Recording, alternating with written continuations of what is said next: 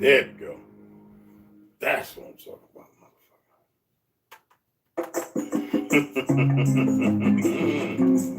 Yes, sir. Get your ass in there. Okay. All right, I'm about to come back to you, partner.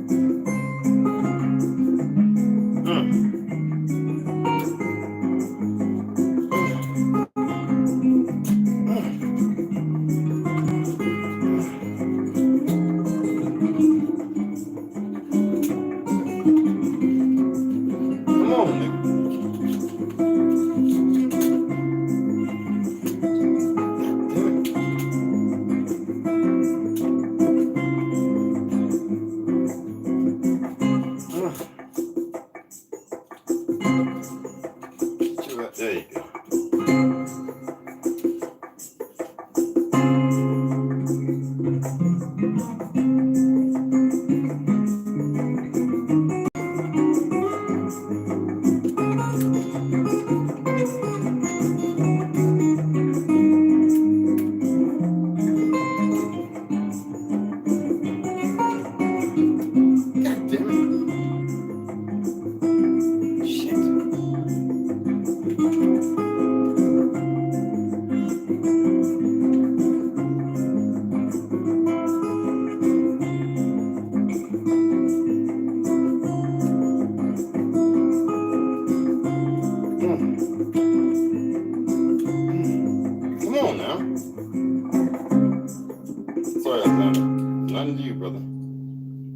Put this tablet on now. There we go. There we go. There we go. God damn. All right. All right. Slow screw. Flat tip. Okay. All right. Oh shit. Oh shit. Be careful. There we go. There we go. Oh my God. Shit.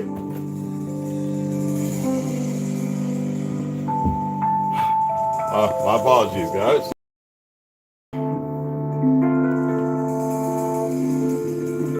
What's going on?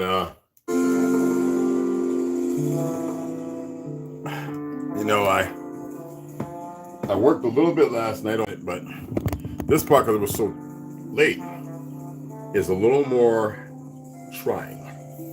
So I need to have I'm gonna do this right here, right now, because forget that.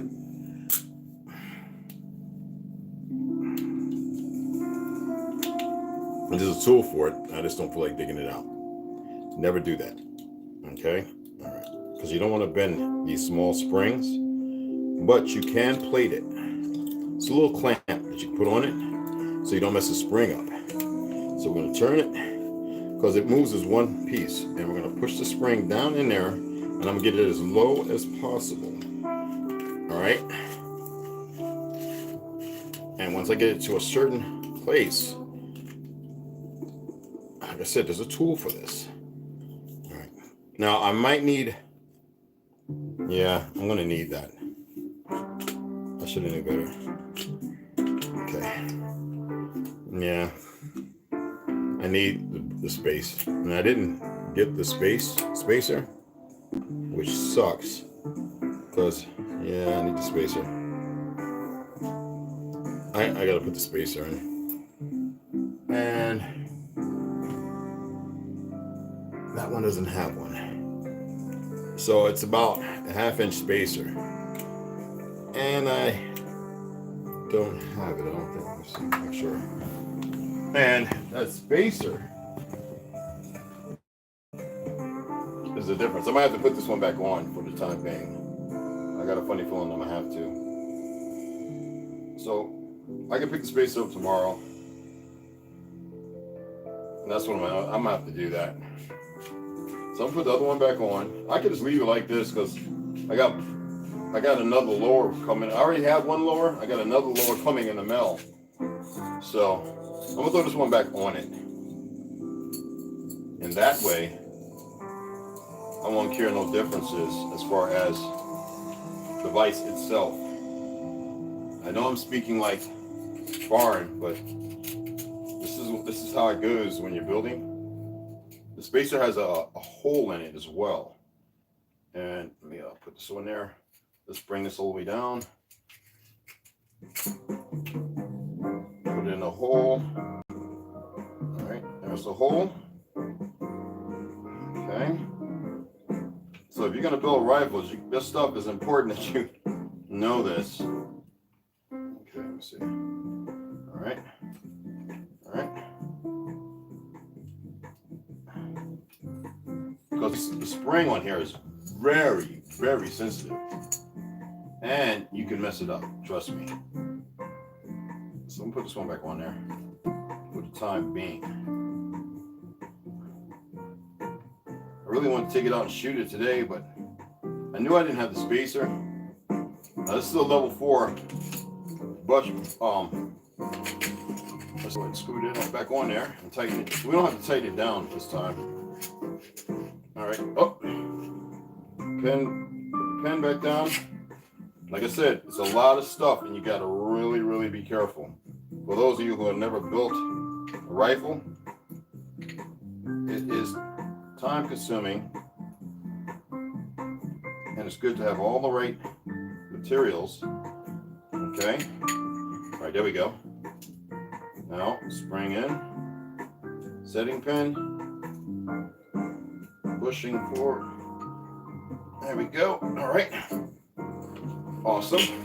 Now, let's go ahead and tighten that down. God damn it, spring. There we go. Come on, right there. Stay right there. All right, all right, all right, all right. Oh, shit. Not in the hole. Not in that hole. All right, you don't want to bend the spring. Like I said, many working pieces. And it's not what you think. Trust me.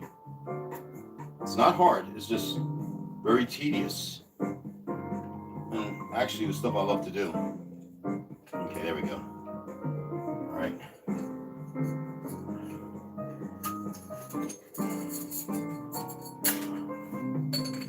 You don't have to have the spring or the what you call it, Come on, dude. Don't bend on me. There we go. Come on. Straight in. Straight in. There. That's what I'm talking about. All right. Okay. Damn it. No. Yeah, there you go. There you go. There you go. All right. All right. Now, this has to come down. Spring up. I know it's like, what is he doing? I'm putting the buffer back on. And there's 2 springs that you really, you have to bring it all the way to the hilt. All right? That's just the way it is. Let's get it all the way down. There we go. All right. Awesome. God damn it. I just lost the spring. Well, it's together. Before my cat get a hold of it. It was right there. And oh my goodness. Yep, guys. I see you now. Where's the spring? Yeah. Oh. All right, I'm gonna look at the flashlight. I love this shit. That means if you have the tools to use the damn tools. All right, there we go. Use the tools, and that way you don't lose stuff. Anyways, I guess put it in, put down two turns, and it's done. All right, here we go. Get in there. There we go. I gotta hold it. Oh, shit. Whew. Now, oh, goddamn. I don't have to tighten it all the way down. So I need the spacer. It's about a 1/2-inch spacer. So I'll buy that over at the, oh my goodness. I'll buy that over at the, okay, look at this. I'll buy that over at the gun store. Because they're retailer now. So I'm putting this back on.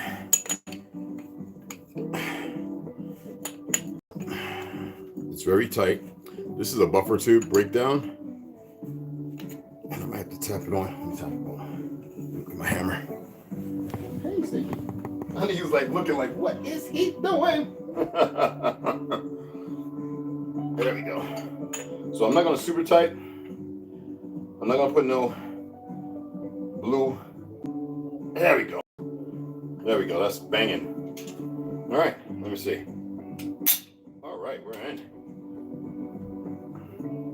So let's put this up on there. And tomorrow I'll go ahead and throw the other one back on there because I have a different stock I want to use. A lot of parts are earth, not dark earth brown, but dark earth green. So, well, I can still shoot this. I mean, it's not a problem. There's a stock I can put on it that I have. Let's make sure that this is locked in. See, that, there's a spring for that. And you don't want to bend that. And if you bend it, well, you're going to have issues. All right? I should have did the tutorial and showed you all the right tools to use. But now I have my stock that I have one that can go on this, but it locks in. It's a regular one. It's not the, what you call it. But I don't want to use that one. So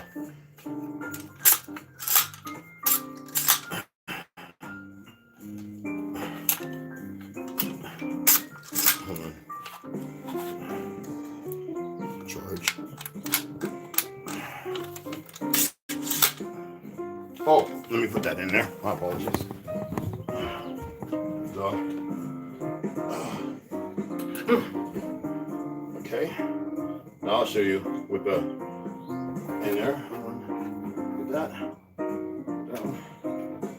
Forward. Put out.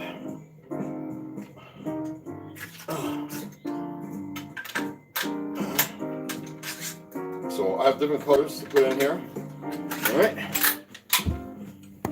Okay. Now, so there we go.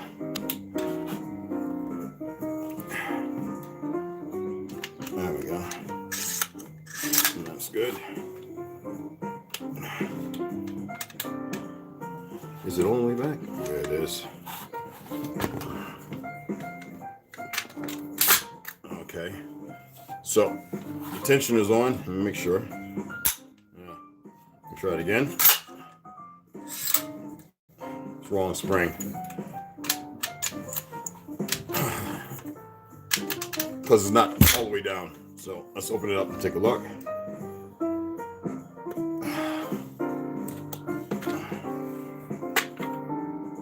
Okay. Let's put a simple one. Let's put the simple one in there. We won't put the level 4. We're just going to put a piece of crap. Okay. Put a piece of crap in there for the time being. I just want to make sure that it will pull back. Okay. And make sure it's seating right. So it is. Okay. Let me lock it in. This one is slid back, so that's good. All right. Now. All right. That's okay. All right. That's good. Right. Safety. Is it all the way? Oh.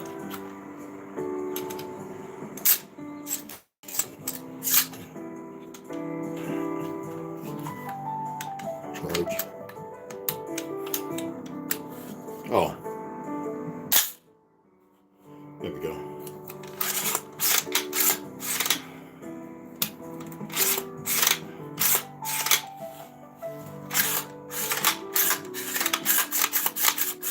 It's not lubed up.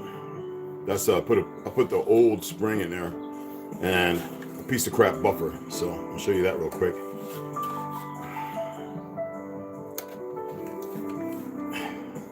You want to be able to take it apart with your hand.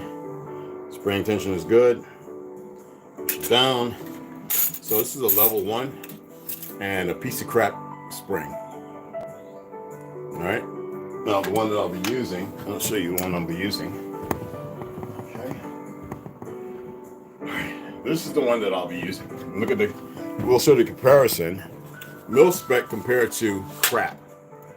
Level 4. This is harder. This is hardened. See that? Shorter too. More tension. So we're not gonna put that in there. I'm gonna put this one back in for the time being. Still bump it.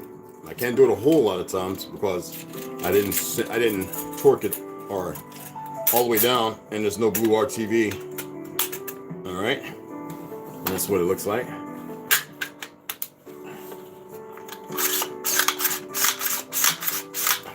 Now with a mag in, it would catch, showing last rounds expended. So what we do is we hold, release.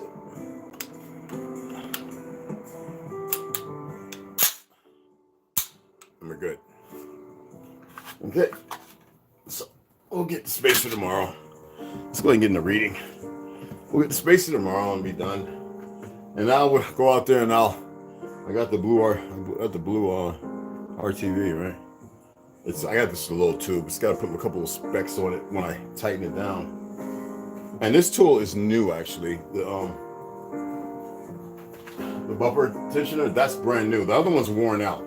I banged it and beat it so many times when I built my other 3 rifles, and one of those I sold. The other one's in the closet. The other 2 are in the closet. Cerakoted. But yeah, good stuff. All right, let's get this on here. My apologies for taking so long. All right. Okay, let's get into Iron Republic. Yes, sir. So how's everybody doing? Yeah, I was at the gun range. I actually went for a nice long walk. It didn't upload here. The internet here is sucking ass. Excuse my French, but I don't know what it is. Everybody else says theirs is working pretty decent. So I called Verizon and they've got the text 7 to 10 days. It's the feds being nosy at all the videos and pictures I got in there because they're so damn stupid. If you see all their pictures and videos, if they have them, they're probably snuff videos and everything else. Anyway, Iron Republic, edited by CJ Austin. Let's get into it. Let's turn this off.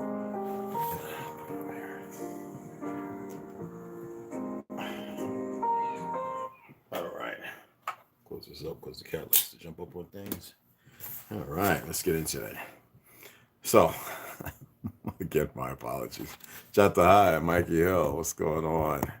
And anybody else that may have come in who decides not to speak, appreciate you guys anyway. I didn't see we had new subscribers, but let's do this. And the purpose of this is that there may be work for all to do. That is the purpose, replied my host.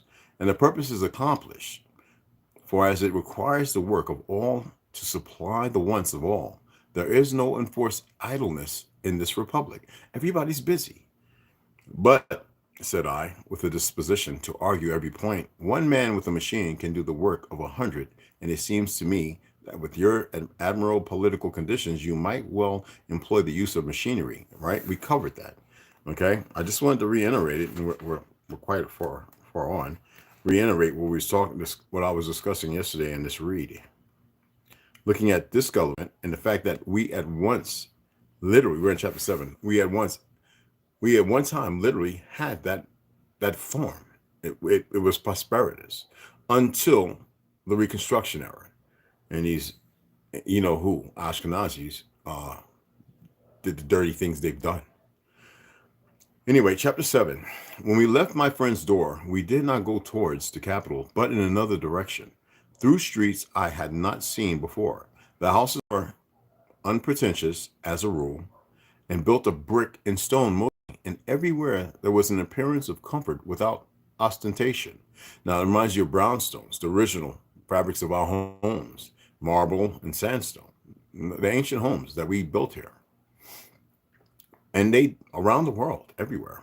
We passed through miles of shaded streets, by fountains and monuments, through parks and pleasure grounds, finding everywhere beauty, cleanliness, and evidence of prosperity. We passed houses of the most distinguished men of the nation, including those of the president and members of the Supreme Cabinet, and others eminent for their achievements in the field of science and letters. And there was no noticeable difference between them and the residence of ordinary citizens. There seemed to be no aristocratic quarter, and when I proposed to turn through the slums and succeeded in making myself understood, I was informed that there were no slums and nothing corresponding to them. Here we go. They want to mess with stuff. Have you then reached that ideal social state where you have no poor, I asked? We have at least reached that ideal social state where we have no rich, answered the professor. Indeed. Do you mean to say that you have no wealthy class at all? Mr. Morris, replied my host, that we have no wealthy person at all. What? I exclaimed. Not a single rich man in the entire republic? No, but they're the perversions, the sickness, the disease, the ill-minded.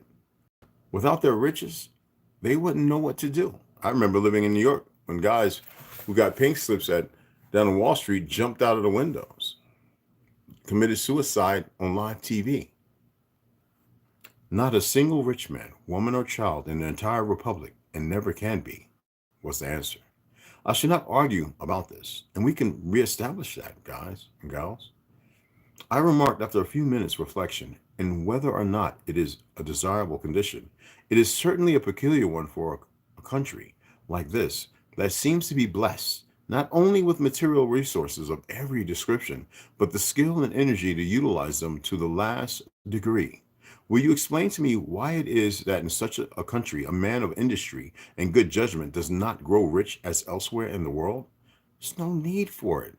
The purpose here, people, is to live and everyone to enjoy one another. For the same reason that a man does not lift himself over a stile by the straps of his boots, answered the professor facetiously, simply because it is a feat impossible of accomplishment. But why? The conditions seem to be most favorable. In the first place, said the professor, if it were not for debt, interest, and unearned increments, men could not become rich even where they are not restrained. And in the second place, here where we have none of these evils, we anticipate the possibility of such a thing by legislation which renders it impossible. There's a balance, there's order. But that is what I wish to understand. How do you evade these evils, as you call them, on the one hand, and anticipate them on the other? Well, excuse me, replied the professor, besides having no debt, interest, or unearned increments, which condition itself is a bar to wealth, we have a graduated income tax which would reach the point of confiscation before even moderate wealth, according to your standards, is attained. For instance, all incomes above 800 diems are taxed 10%, and 10% for every additional 400 diems, which limits the income to 4,400 diems. For at that point, the tax takes the whole. You see, this tax limits incomes to a possible sum of 1,200 diem. But, said I, without asking it argumentatively, how can you, who are such a stickler for justice in the abstract, justify this confiscation of a man's property, when, as you claim, your system is so perfect that it cannot be acquired by dishonest methods? He's not paying attention that everybody eats well, everybody goes where they want, beautiful music, everything, tranquility, to live and partake, invest, invent, to create, to write. He doesn't see that. Theoretically, it is unjust, assented the professor. But the object of a truly enlightened government is not so much to vindicate any ethical code as to secure the happiness and welfare of its citizens. Have you heard Governor Newsom? He didn't say citizens. Do you know what word he used? It's me over you, and nobody's paying attention to it. And they all do this. If a particular bull should grow horns so much longer than the rest of the herd as to put it at its mercy, he should be dehorned, although it might seem cruel, not because he had acquired his weapons unjustly, but because having them puts it in his power to be unjust. We have ideal political conditions, and I cannot conceive how a man with any amount of money here could use it to the detriment of others. But you remember Alexander's boast that no city was impregnable to him, into which he could introduce an ass laden with gold. When you stated just now that you had no such thing as debt, interest, and unearned increments, I remarked, I take it that you intended to convey the idea that these were practical nullities above the limit fixed by your income tax. Now, below that limit, I presume a man may use his money in the way that will yield the largest returns. First of all, you wouldn't have up to 1 million children and women missing every year. You wouldn't have cartels because of drugs implemented by a system of perversion, murdering one another with tools and weapons for building and construction. There wouldn't be no deforestation. There would be no need to purchase and pay for electric or a place to lay your head and slumber. There would be no 844, 808. There wouldn't be no repeaters and fake 5G. There wouldn't be no need to disperse on this falsitude of ideology of a round earth, whether flat or not. We are dealing with sick individuals who have sickly put themselves in position because of the ignorance of I. That means us. He may use it in any legitimate way, was the answer. That is, he may buy commodities or employ labor or engage in any enterprise that does not conflict with the statutes. My statement, though, was absolutely true. There is no such thing as debt, interest, and unearned increment, even in the most limited sense. Then you have no credit system at all, I asked. Our people do not know the meaning of the word credit when applied to commercial transactions. That was created to keep us underfoot. Once they established the majority of Pelicans to look down upon the true heirs, and credit was established, to which our ancestors didn't teach, as their lands and homes were being stolen away and destroyed. by policing of an abhorrent sociopath, narcissistic type. Now, though it is required, we should be policing our own people, not foreigners, with ideologies based on their lives of history and life. Anyway, our people do not know the meaning of the word credit when applied to commercial transactions, replied the professor. A man cannot become a debtor or a creditor because the law does not recognize any such conditions. The nearest approach to it is the binding force of contracts, but the statutes have been so carefully framed that the obligations of contracts cannot be made to partake of the nature of debt. Like we always talk about the Second and First, Fourth, and Fifth Amendments, Third, but we don't understand that the Bill of Rights and the Constitution is there to keep government in check. Why else would they want to remove it? Because they are slothful and tiresome and perverse. Enlighten your liberal family and friends to such matters. There is no such thing as democracy, for that is fascism.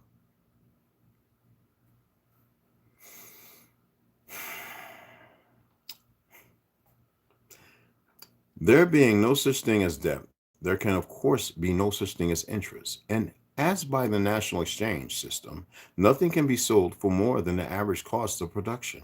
One man cannot make much money off of another man's labor. It seems then, one object of your government is to keep the people poor. The object, answered the professor, is not to keep the people poor, but to keep them in such a condition of equality that one class cannot take advantage of another. But wealth and poverty are purely relative terms, and it cannot be said that the object is any more to keep them all poor than to make them all rich. And when I said that we had no rich people, I meant according to your standard and that of the old world. In the truest sense, our people are for the most part all rich, having a country abounding with resources of every kind which have been utilized and being protected from taxes, interest, and every form of oppression that could rob them of the fruits of their labor. And do you mean to say that you have no taxes either? I asked incredulously. Practically none, my friend answered. We have a graduated income tax, but only in theory, as there is no opportunity for its application, and it was only enacted to guard against unforeseen contingencies. There is a tax, too, on all unused land of 5%, or what it is capable of producing, and being what the state would get from it if it was cultivated. But as this results in the government owning all of the unused land, and as any citizen can take possession of and hold all that he can use, free of charge to himself, his heirs, and assigns forever, that tax is practically inoperative. Really? I exclaimed. The more I learn of this wonderful country, the more I am amazed. But if you have no taxes, tell me how this model government is supported. The Bureau of Subsistence, well, we already covered that, but hey, listen. The Bureau of Subsistence and the Department of Public Utilities supply the means necessary for the expenses of, answered the professor. Will you explain to me how this is done? I asked. It certainly must be a very complicated system, and we will cover that tomorrow. I love the fact of what was known is now being reknown. All right, where did I put my, oh, there it is. Is being relearned by me. And I'm going to read this book, I think, again.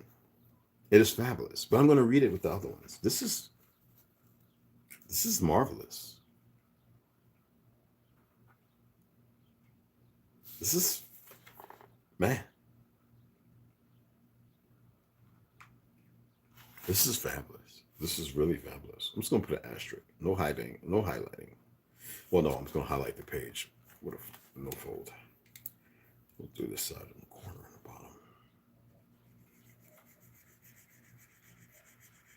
There we go. Absolutely phenomenal. This is just magnificent. I don't know about how y'all feel about it, but man, oh, they're messing with stuff. Sorry about that. This is fabulous. let's go ahead and let's look at America again, as far as George Jones, An Original History of Ancient America. And I think somebody has this book, and I'll let you, or it might be William Cooper.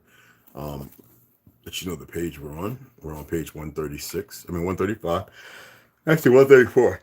134. My eyes did the boo, and so I thought it was over here. And we're right at A Change Came, or The Spirit of His Dream. So let's go on down. So lately we were talking about Stephens, and the fact that in his first descriptions was showing the relationship between Egypt and America, well, all the lands really, but we're going to stay in the direction of the story. And this individual, Mr. George Jones and his team, are expressing the lies, the rewrite, the denial. You know what I mean? So anyway, it is scarcely a question whether he adds to the fame of America so much, the fame of America so much, by making the architects and the Mexican Aborigines to rise up as indigenous to the land, and thence directly opposing the Bible, the first parents and the Diluvian ancestors, as if he had traced and proved them to be from scientific and accomplished Tyrus. Now, where's Tyrus? Where is his true location? Are those of the north from chosen and courageous Israel? And listen, are those of the north from chosen and courageous Israel, and following on their track to trace principles derived from an apostle of Christianity, together with the fulfillment of the words of a sacred prophet? Israel, the north. But where is Tyrus truly? Any of y'all have a clue? This question cannot contemplate the fame of the United States, either as a nation or a people, although it does that of the Western Hemisphere. Generally, that of the Republic is consolidated with the essential spirit and glory of the Anglo-Saxon and the Norman race, and consequently has no association with the great Tyrian family, or that of Israel. Although, hello Ashkenazis, although all the nations of the Western continent feel the serene influence of the heaven-born power, Christianity, that faith, if we are not, in parentheses, was introduced into the Western Hemisphere more than 5 centuries before St. Augustine preached it in England. In volume 2, I told you the origin of that fake religion, page 42, we're not there, Mr. Stephens expresses in his book, expresses himself in the following ingenious manner, after he had formed his conclusion, and which at once proves by his own words that he did not sufficiently investigate his subjects. He writes, I shall not attempt to inquire into the origin of this people, from what country they came, or when and how. They're not pale skins. They're not Spaniards, conquistadors, French, Nordic, Germanic, Mongolian. There's a book on the Mongol races and the influence of the Vatican pre-coming to this land. Are y'all aware of that? Oh, those wars. Oh, my goodness. And how they were utilized by the Vatican to conquer lands.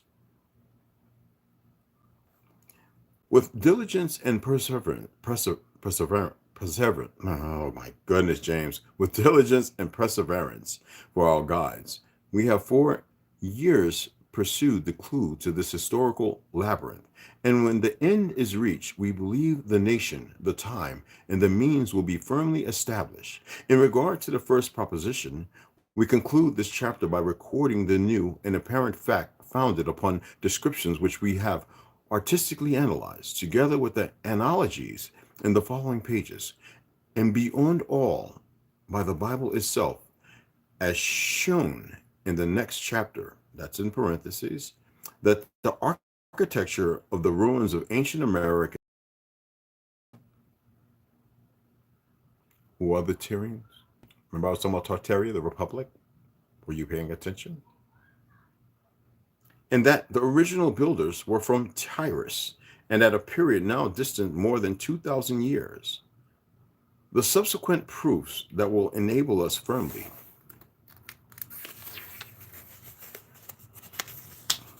to establish this proposition will also announce the startling fact of another accomplishment or fulfillment of a sacred and quintuple prophecy by Isaiah, and consequently we shall claim that prophecy as unimpeachable evidence of the truth of the historical proposition of this work. This novel application of prophecies by Isaiah concerning Tyrus will be discussed in the second book of this volume, and in the concluding chapters of which it will be employed as an absolute refutation of aesthe- aes- aesthetical writings. Robertson's History of America.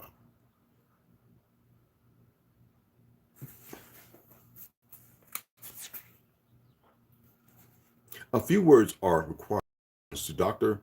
Robertson's History of America. It was the present writer's original intention to have formed a chapter upon the historian's conclusions in regard to the absence of civilization by the aborigines of the Western continent, or rather that portion contemplated by Spanish history.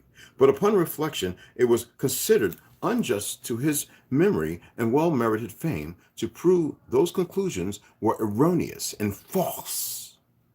Thank you, George Orwell. For Robertson and the age in which he wrote, 1770 to 80, were in total ignorance of the existence of the new celebrated temples of Copan, Palenque, and Oxmal, and the many cities of ancient days newly discovered in the Western Hemisphere cities. Refutation is unrequired by argument, and when the basis of conclusions is founded in ignorance of all the premises necessary to sustain the superstructure, his conclusions must therefore necessarily fall to the ground. And consequently, his volumes upon America cannot now be received either in the library or academy. Now, in parentheses, it states, as far as concerns the Aborigines, their works, or their ancestors, as the standard history of that continent. Boy, I told you. Next chapter, chapter 7, will be the religious and national analogies between the Tyrians and Mexican Aborigines and the traditions of the latter.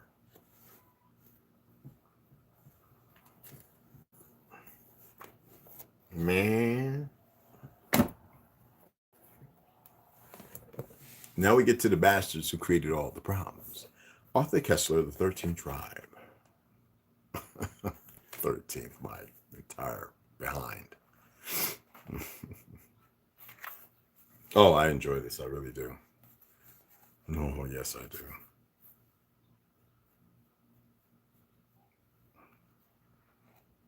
Okay, I'm not sure what the light. Okay, here we go. As already mentioned, Mises is rather inclined to underestimate the Khazar contribution to Jewish history. But even so, he hit on the only plausible hypothesis which could explain the origin of the persistent legend. One may even venture to be a little more specific for more than half a century, up to AD 955, Austria. As far west as the river Enns was under Hungarian domination, and the Magyars had arrived in their new country in 896, together with the Kabar Khazar tribes who were influential in the nation. The Hungarians at the time were not yet converted, to Christianity. In parentheses, it states that happened only a century later, AD 1000. And the only monotheistic religion familiar to them was Khazar Judaism. There may have been one or more tribal chieftains among them who practiced a Judaism of sorts, and we remember the Byzantine chronicler John Cinemus mentioning Jewish troops fighting in the Hungarian army. Thus, there may have been some substance to the legend. Practically, what were they fighting? You know what they were doing. Particularly if we remember that the Hungarians were still in their savage raiding period, the scourge of Europe. to be under their dominion was certainly a traumatic experience which the Austrians were unlikely to forget. It all fits rather nicely. They were fighting the indigenous people of the Europe, not the ones you see straddling around now in their ignorance. Further evidence against the supposedly Franco-Rhenish origin of Eastern Jewry is provided by the structure of Yiddish, the popular language of the Jewish masses spoken by millions before the Holocaust and still surviving among traditionalists, minorities in the Soviet Union and the United States. Yiddish is a curious amalgamation of Hebrew, medieval German, Slavonic, and other elements written in Hebrew characters, but they're not Hebrew, and you know that. Now, that is dying out. It has become a subject of much academic research in the United States and Israel, Palestine. But until well into the 20th century, it was considered by Western linguistics as merely an odd jargon, hardly worth serious study. As H. Smith remarked, little attention has been paid to Yiddish by scholars, apart from a few articles of periodicals. Now, the first really scientific study of the language was Mises' Historical Grammar, published in 1924. It is significant that the latest edition of the Standard Historical Grammar of German, which treats German from the point of view of its dialects, dismisses Yiddish in 12 lines. At first glance, the prevalence of German loanwords in Yiddish seems to contradict our main thesis on the origins of Eastern Jewry. We shall see presently that the opposite is true. But the argument involves several steps. The first is to inquire what particular kind of regional German dialect went into the Yiddish vocabulary. Nobody before Mises seemed to have paid serious attention to this question. It is to his lasting merit to have done so and to have come up with a conclusive answer based on the study of the vocabulary, phonetics, and syntax of Yiddish, as compared with the main German dialects of the Middle Ages. He concludes, no linguistic components derived from the parts of Germany bordering on France are found in the Yiddish language. Not a single word from the entire list of specifically Moselle Franconian origin compelled by J.A. Ballas. Now, in parentheses, it has Betres zur Kenntnis der Truschen Vospach 1903 28FF. I believe that's SS. Has found its way into the Yiddish vocabulary. Even the more central regions of Western Germany around Frankfurt have not contributed to the Yiddish language. Insofar as the origins of Yiddish are concerned, Western Germany can be written off. Could it be that the generally accepted view, according to which the German Jews once upon a time immigrated from France across the Rhine, is misconceived? The history of the German Jews of Ashkenazi Jewry must be revised. The errors of history are often rectified by linguistic research, and the conventional views of the erstwhile immigration of Ashkenazi Jews from France belongs to the category of historic errors which are awaiting correction.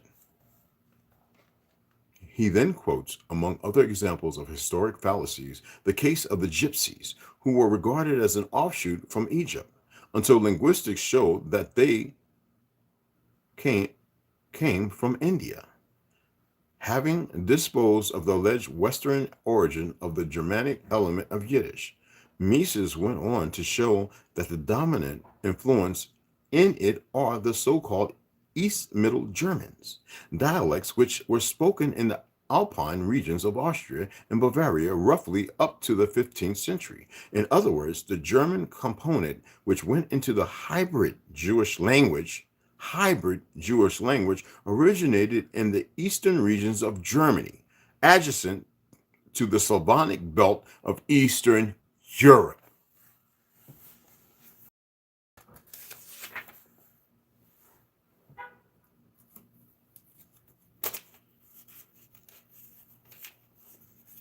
Dummkopf. That was German for dummy. Woo-wee! Now let's get into Mr. William Cooper.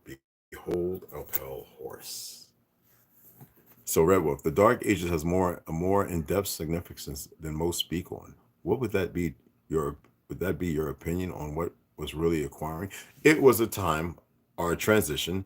I don't know who led them or how, because we read about around the 6th and 9th century when the wars, and though it says in that book Christians and Muslims, we know Muhammadan was a movement, and it wasn't around that time. It was the fall. It was the beginning of the planning, the fall of our civilizations around the world, the destruction of Tartaria, up until when we got to the 9th century and established itself around the 10th and 11th. They had already committed the coup d'etat of 620, 678 or something like that.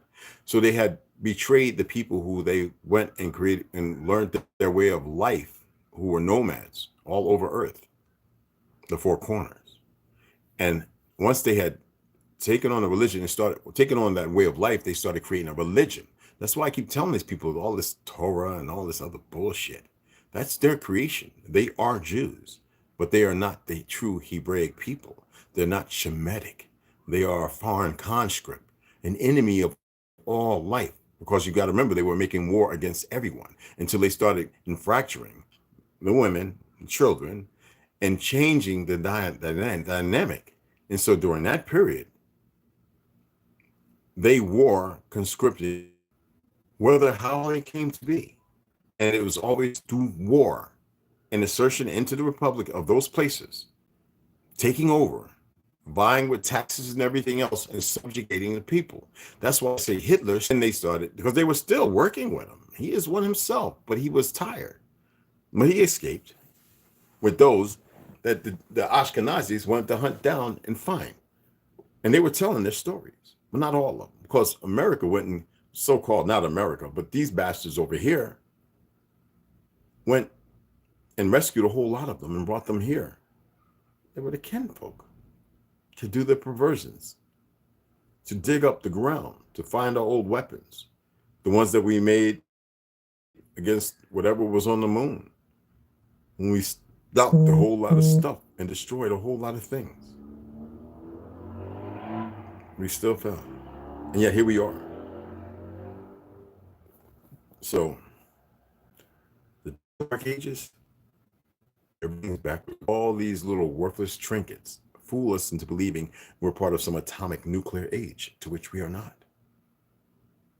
That is ancient itself. But now the weapons are turned against us, not towards our true enemies. We have slumbered and slept far too long. Let's get into Mr. William Cooper. Anti-Drug Abuse Act of 1988. Does that sound like familiar, like Reagan or somebody? Preparation for the police state. Preparation for the police state.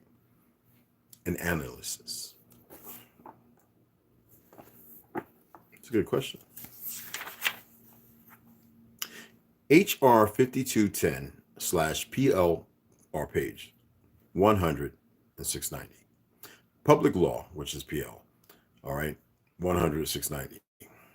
Public Law 100/690, which was introduced to the 100th Congress as HR 5210, passed by Congress in September 1988 and signed by the President on November 18, 1988, is the most serious attack on the freedoms guaranteed to citizens of the Republic. Since the formation, the formation of the Federal Reserve and the IRS. The act may be cited as the Anti-Drug Abuse Act of 1988. The following titles are contained within the act. Title I, Coordination of National Drug Policy. Coordination. Title II, Treatment and Prevention Programs.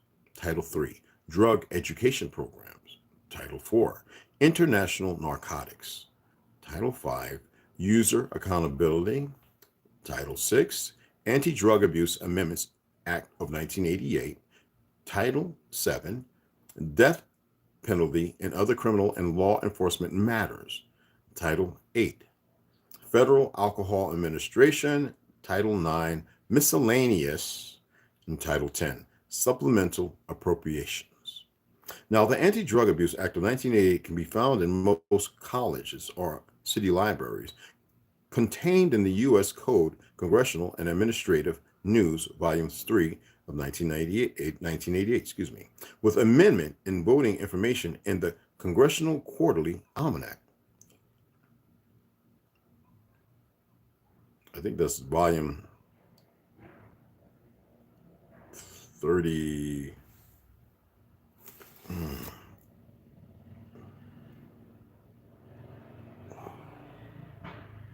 Volume, I forget how that goes. I'm slacking on my Roman numerology. XLIV. What is that again? I forget. XLIV. Is that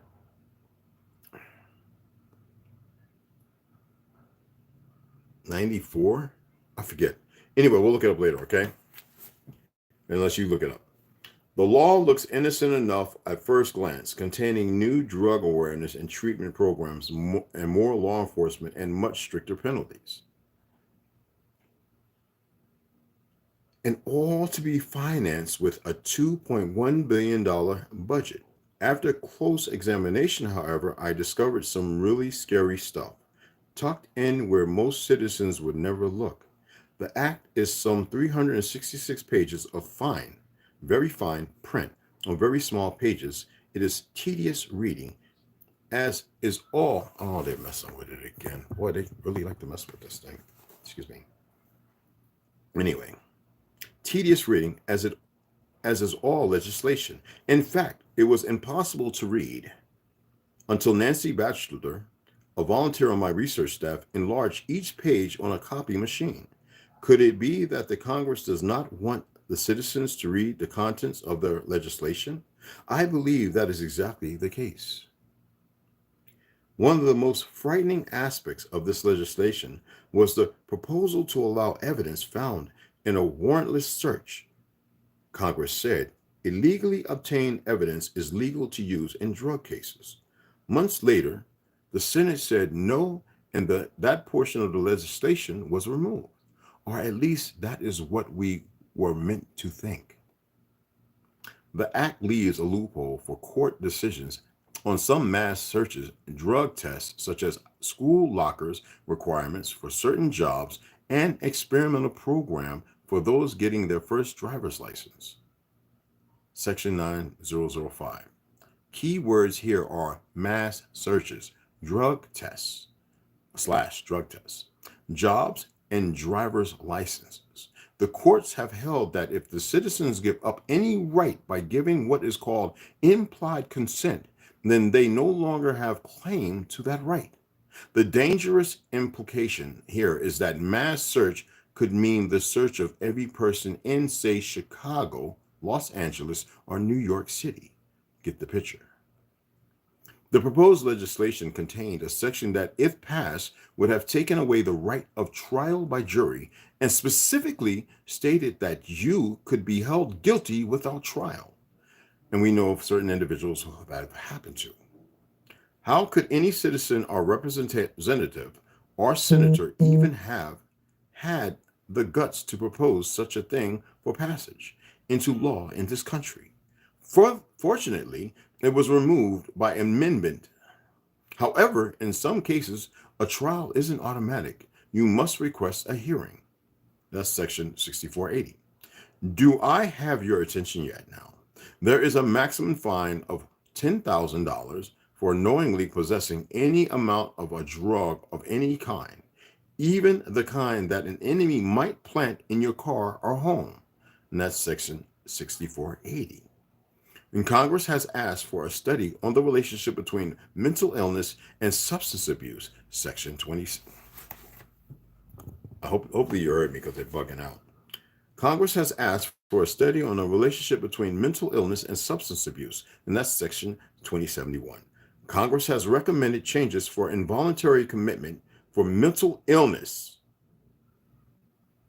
which echoes the Russian NKGB model, section 2072A. The secret power structure considers patriotism and nationalism to be mental illnesses.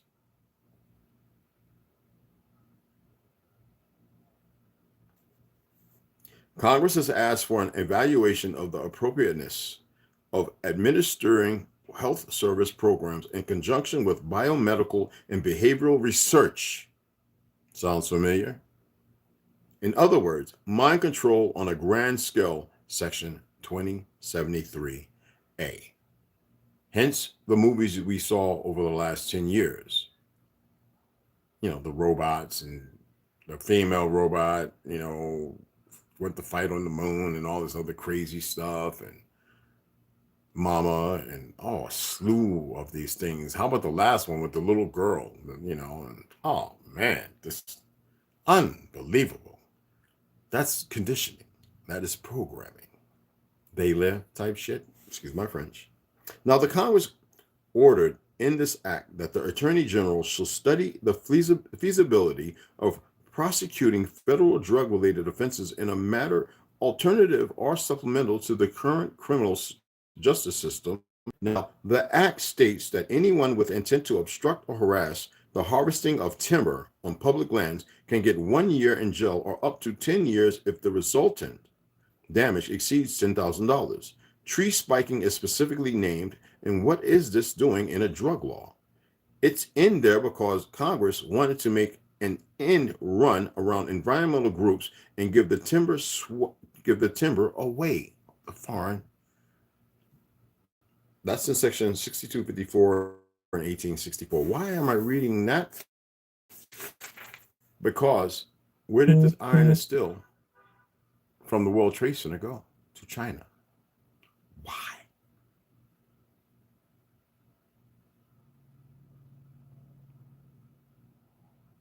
Think about it. It's not complicated.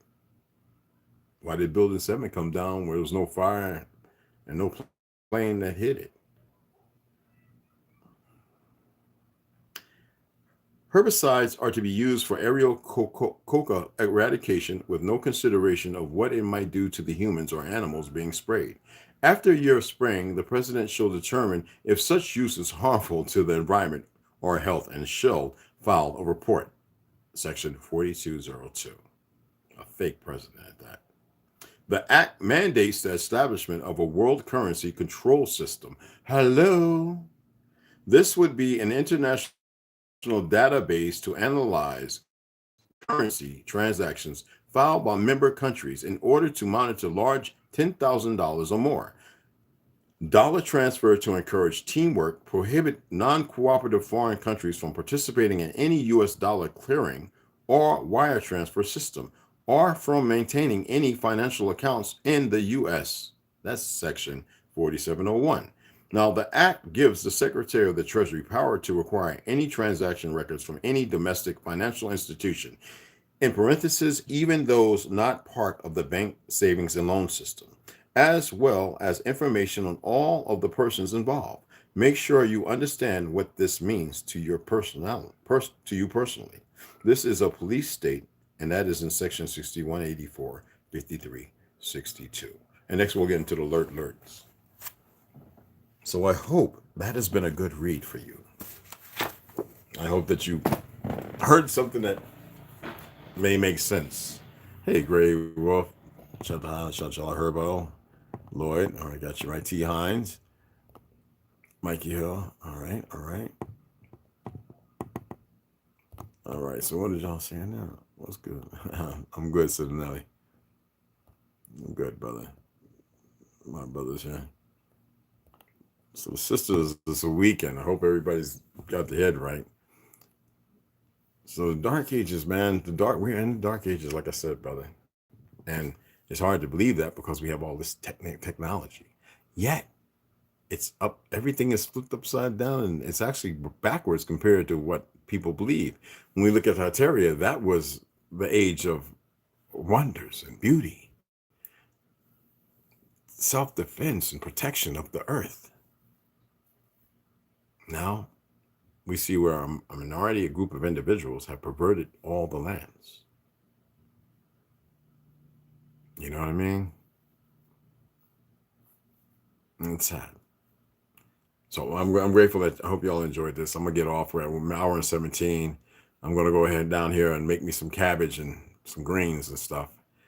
And I appreciate you guys taking the time to listen to old fogey like me read and fumble with my damn AR. That's not the lower I'm going to be using. I just want to change out. I got two different buffer kits. I want to change that buffer out and I want to change the other one out.